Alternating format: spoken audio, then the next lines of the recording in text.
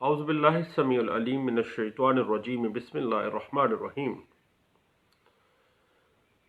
سورۃ البقرہ آیت نمبر 180 میں اللہ تعالیٰ فرماتے ہیں کہ تم پر فرض کیا جاتا ہے کہ جب تم میں سے کسی کو موت کا وقت آ جائے تو اگر وہ کچھ مال چھوڑ جانے والا ہے تو ماں باپ اور رشتہ داروں کے لیے دستور کے مطابق وصیت کر جائے۔ اللہ سے ڈرنے والوں پر یہ ایک حق ہے۔ پھر اللہ تعالیٰ سورۃ بقرہ میں آیت نمبر 182 میں کہتے ہیں کہ اگر وصیت کرنے والے کی طرف سے یا تلفی کا اندیشہ ہو تو وصیت کو بدل کر وارثوں میں صلح کرا دے تو اس میں کچھ گناہ نہیں،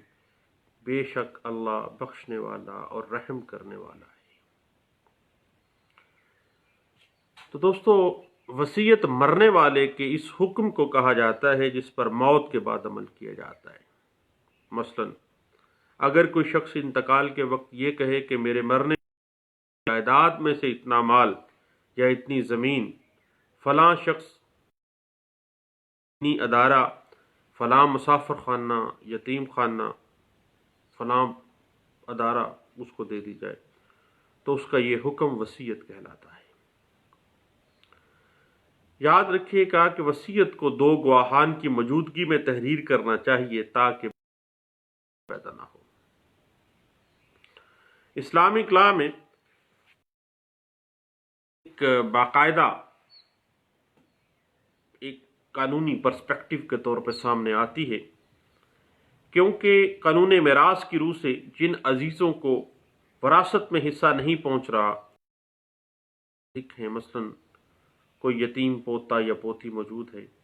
یا کسی بیٹے کی بیوہ بھائی دوسرا عزیز سہارے کا محتاج ہے، تو وصیت کے ذریعے اس شخص کی مدد کی جائے یا نہ کرنا، دونوں اگرچہ جائز ہیں۔ لیکن بعض اوقات انسانی زندگی میں ایسے کہ جس میں وصیت کرنا نہ کرنے سے زیادہ بہتر ہوتا ہے، اور 1/3 جائیداد میں وصیت کا نافذ کرنا وارثوں پر واجب ہے۔ مثلا اگر کسی شخص کے کفن دفن کے اخراجات اور دیگر واجبی حق و حقوق اور قرض کی ادائیگی کے بعد 9 لاکھ روپے کی فرض کریں جائیداد بچتی ہے، 3 لاکھ روپے تک وصیت نافذ کرنا وارثان کے لیے ضروری ہے کہ اگر اس نے اگر چھوڑنے والے نے کوئی وصیت کی ہے تو 1/3 تک وصیت جو ہے وارثان کے لیے وہ بھی ضروری ہے۔ سے زیادہ وصیت نافذ کرنے یا نہ کرنے میں وارثان جو باقی رہ گئے ہیں ان کے پاس اختیار ہے کہ وہ رضامندی دیں تو 1/3 سے زیادہ، ادروائز نہ دیں تو نہیں ہو سکتا۔ یاد رکھیے گا کہ کسی وارث یا تمام وارثان کو محروم کرنے کے لیے اگر کوئی شخص وصیت کر دیتا ہے تو یہ گناہ کبیرہ ہے، اور خاص طور پہ ہم پنجاب پرسپیکٹو میں دیکھتے ہیں کہ جب لوگ لڑتے ہیں تو پھر دوسرے لوگوں اپنے وارثان کو محروم کر کے دوسروں کے نام پہ وصیت کر جاتے ہیں، اور بلکہ ہبہ تو عام یہاں پہ ہم دیکھتے ہیں۔ اللہ کے نبی صلی اللہ علیہ وسلم فرماتے ہیں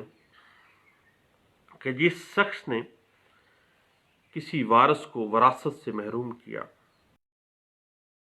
تو جنت سے محروم رکھے گا۔ ابن ماجہ اور بہقی میں یہ روایت آتی ہے۔ یاد رکھیے گا کہ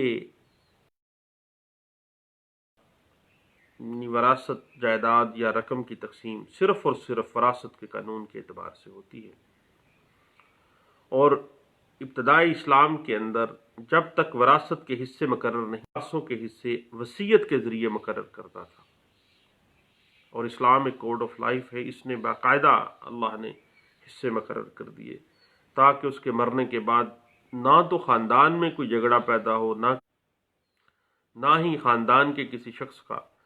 کوئی حق مارا جائے، اور نہ ہی کوئی وراثت سے محروم ہو۔ لیکن بعد میں تقسیم وراثت کے لیے اللہ نے خود اصول و ضوابط بنائے ہیں جن کا ذکر آپ کو پتہ ہے کہ سورۃ النساء میں اللہ نے کر دیا ہے۔ پھر وصیت کا وجوب ختم ہو گیا، البتہ دو بنیادی شرائط کے ساتھ اس کا استحباب باقی رہا ہے۔ مثلا پہلی بات یہ ہے کہ جو معین حصہ پا رہا ہے اس کے لیے وصیت نہیں کی جا سکتی، مثلا ماں ہے، باپ ہے، بیوی ہے، شوہر ہے، اولاد ہے، جیسا کہ رسول اللہ صلی اللہ علیہ وسلم نے حجۃ الوداع کے موقع پر فرمایا تھا کہ اللہ نے ہر وارث کے لیے اب کسی وارث کے لیے وصیت کرنا جائز نہیں ہے۔ اللہ کے نبی صلی اللہ علیہ وسلم نے حجۃ الوداع کے موقع پر، جو کہ ترمذی کے اندر باب ما جاء الوصی الوارث جو ہے اس میں نقل کیا گیا ہے۔ حضرت عبداللہ بن عباس رضی اللہ عنہ کی حدیث میں مزید اس بات کی وضاحت موجود ہے کہ میراث کے ان لوگوں کی وصیت کو منسوخ کر دیا گیا جن کا میراث میں حصہ مقرر ہے۔ دوسرے رشتہ دار جن کا میراث میں حصہ نہیں ہے ان کے لیے وصیت کا حکم اب بھی باقی ہے۔ دوسری جو بات ہے وہ ذہن میں رکھیے گا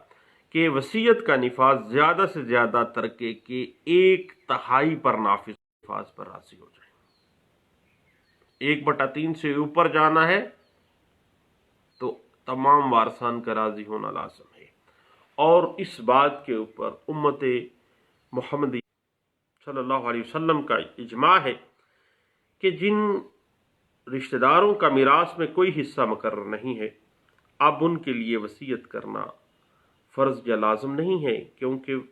فرضیت وصیت کا حکم تو منسوخ ہو گیا ہے۔ یہ بات تفسیر جسائس، تفسیر قرطبی جو ہے اس کے اندر نقل کیا گیا اور واضح کیا گیا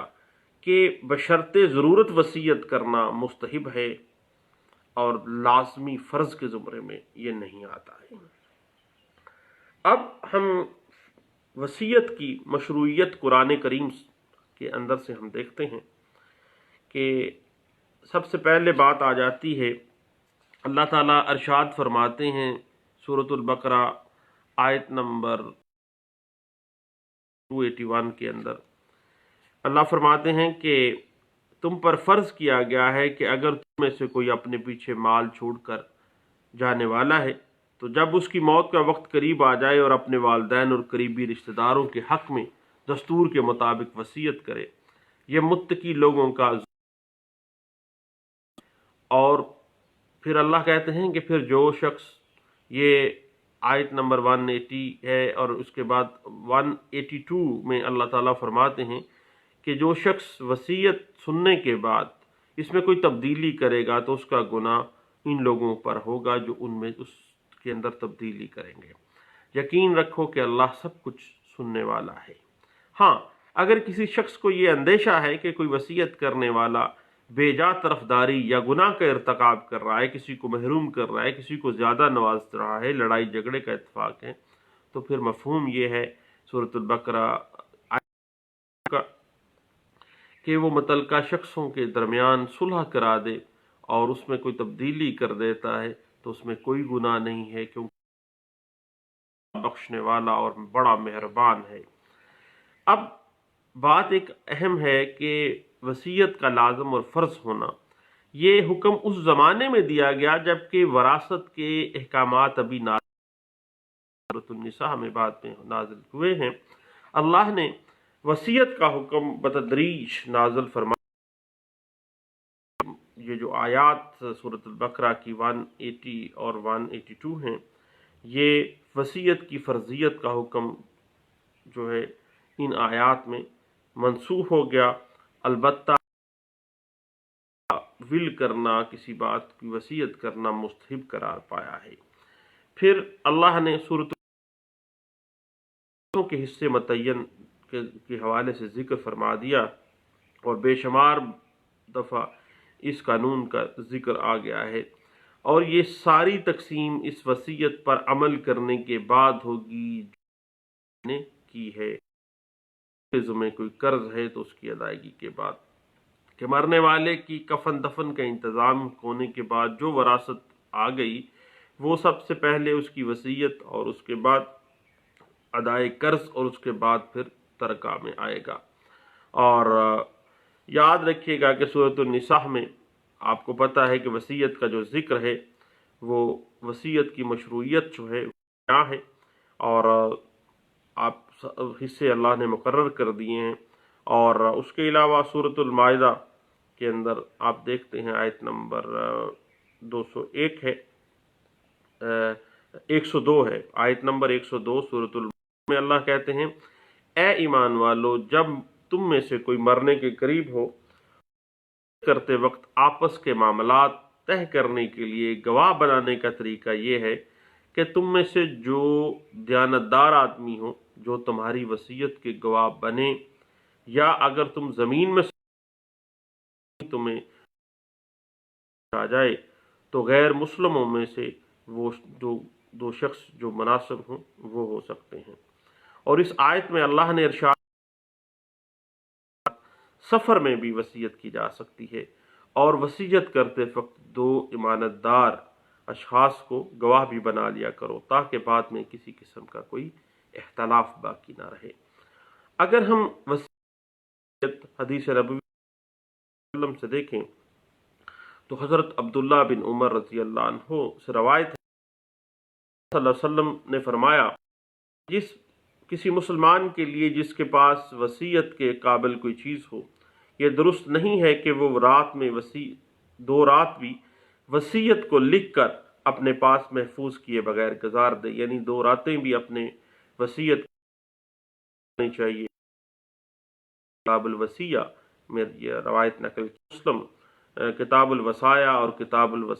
باب الوصایا جو ہے اس میں بھی یہ حدیث مبارکہ جو ہے وہ کوٹ کی گئی ہے۔ اب اگر ہم دیکھیں تو قرآن و حدیث کی روشنی میں علماء نے کہا کہ اس سے مراد وہ شخص ہے جس کے ذمہ وہ کوئی قرض ہے اور اس کے پاس کسی کی امانت رکھی ہو، یا اس کے ذمہ کوئی واجب کوئی چیز ہو اور وہ خود اس پر ادا کرنے پر قادر نہ ہی ہو، تو اس کے لیے وصیت میں یہ تفصیل لکھ دینا لازم ہے کہ وہ فلاں کا یہ قرض دینا ہے، فلاں کی یہ امانت دینی ہے۔ عام آدمی کے لیے وصیت لکھنا ضروری نہیں بلکہ مستحب ہے، اللہ اس بات کو پسند فرماتے ہیں، تو علماء اس بات پہ دلیل کرتے ہیں۔ اور اگر ہم وصیت کی مشروعیت اجماع امت سے دیکھنا چاہیں تو پوری امت مسلمہ کا وصیت کے جواز پر اجماع ہے، جیسے کہ علامہ ابن قیم نے اپنی کتاب المغنی میں وصیت کے جواز پر اجماع امہ کا ذکر کیا ہے کہ ضروری نہیں ہے بلکہ مستحب میں آتا ہے۔ اب اگر ہم ایک بڑی ٹیکنیکل سی بات ہے کہ وصیت کی حکمت اگر ہم دیکھنا چاہیں تو وصیت کی حکمتوں میں سے یہ بھی ایک حکمت ہے کہ انسان کے انتقال کے بعد وراثت قرابت کی بنا پر تقسیم ہوتی ہے، نہ کہ ضرورت کے پیش نظر، یعنی جو میت سے جتنا زیادہ قریب ہوگا اس کو زیادہ حصہ ملے گا، خواہ دوسرے رشتہ دار زیادہ غریبی کیوں نہ ہو۔ لیکن شریعت اسلامیہ نے انسان کو یہ ترغیب دی ہے کہ اگر کوئی شخص اپنے رشتہ داروں میں سے کسی کو مدد کے لیے مستحق پاتا ہے اور اس کو میراث میں حصہ نہیں مل رہا تو اس کے لیے 1/3 مال تک ایسے لوگوں کے لیے وصیت کر سکتا ہے۔ مثلا کسی شخص کے کسی بیٹے کا انتقال ہو گیا ہے، پوتا پوتی حیات ہیں، اور انسان کو چاہیے کہ وہ اپنی جائیداد میں سے 1/3 مال تک اپنے یتیم پوتے پوتیوں کو وصیت کر جائے، بیوہ کو وصیت کر جائے۔ اللہ نے سورۃ النساء میں اس بات کی بھی ترغیب دی ہے۔ اب اگر ہم وصیت کی مختلف فارمز کے اندر آ جائیں تو اگر کسی شخص کا قرض ہے تو اس کی وصیت کرنا واجب ہے۔ اگر زندگی میں حج کی فرضیت کی ادائیگی نہیں ہو سکی تو حج بدل کے لیے وصیت کرنا واجب میں آ جاتا ہے، اور اگر زکوٰۃ فرض تھی ادا نہیں ہو سکی اس کی ادائیگی کی وصیت کرنا واجب میں اجماع امت ہے اس پہ، اور اگر روزے نہیں رکھ سکا تو بدلے میں صدقہ دینا یا بدلی روزہ صدقہ ادا کرنے کی وصیت کرنا جو ہے وہ بھی واجب ہے۔ اور اگر کوئی قریبی رشتہ وصیت کے قانون کے مطابق وراثت میں حصہ نہیں پا رہا، مثلا یتیم پوتے پوتی کا حصہ ہے اور انہیں شدید ضرورت بھی ہے، تو وصیت کرنا واجب تو نہیں، لیکن اسے اپنے اس یتیم پوتے پوتی کا خیال رکھنا چاہیے۔ اور بعض علماء نے تو یہاں تک بھی کہا کہ ایسے معاملات میں ان یتیم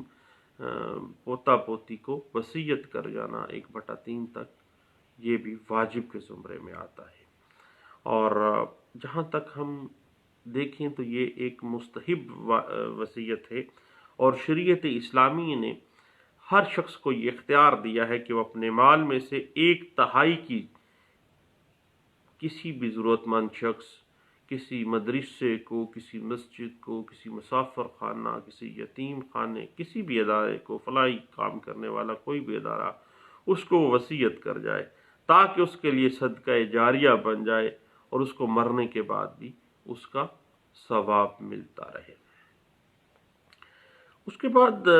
بات آ جاتی ہے لیگل پوائنٹس کی۔ تو لیگل پوائنٹس میں یاد رکھیے گا کہ تمام جائیداد کبھی بھی وصیت میں آپ کبھی بھی نہیں کر سکتے ہیں، بلکہ میکسیمم 1/3 تک کی وصیت کرنا ہوتا ہے۔ اور اگر آپ تمام جائیداد کو وصیت کی طرف لے کے جائیں گے تو ایسا کرنا اسلامک ڈاکٹرائنز کے خلاف ہے، اور خلاف اسلام اس کو تصور کیا جائے گا۔ اور اس بات کو انٹرپریٹ کیا گیا تھا 2017 CLC پیج 664 میں۔ اور یاد رکھیے گا کہ بذریعہ وصیت جائیداد کے 1/3 حصے سے زائد کی وصیت جو ہے وہ پرابلمز کریٹ کر دیتی ہے، صرف اور صرف تبھی ممکن ہے اگر دوسرے وارثان اس پہ رضامند ہو جائیں۔ اس بات کو انٹرپریٹ کیا گیا تھا 2017 CLC پیج 666 میں۔ اور دیگر شرعی وارثان کی رضامندی سے جائیداد کا 1/3 سے زائد حصہ پھر وصیت کیا جا سکتا ہے۔ اور اس بات کو سندھ ہائی کورٹ نے بڑے اچھے انداز سے انٹرپریٹ بھی کیا تھا، PLD 2017 Sindh high court page 309 میں اس بات کو انٹرپریٹ کیا تھا۔ اب ہم جو کانسیپٹ آف ول ہے، وصیت کا جو کانسیپٹ ہے اسلامک لا کے اندر، اس کو پاکستانی ہائر کورٹس کی کیس لاز اور جو مختلف ججمنٹس پاس ہوئی ہیں اس کے تناظر میں ہم ڈسکس کریں گے۔ اور یہ چونکہ ایک واسٹ سبجیکٹ ہے، اور میں سمجھتا ہوں کہ اس پہ ایک ہی دفعہ 1 گھنٹہ 1.5 گھنٹہ تو ہم دے نہیں سکیں گے، آپ بھی بور ہو جائیں گے اور میں بیٹھا بیٹھا بھی تھک جاؤں گا۔ تو اس وجہ سے بہتر ہے کہ اس کو 1-2 نشستوں میں ہم مکمل کریں گے۔ دعاؤں میں یاد رکھیے گا۔ Thank you. اللہ حافظ۔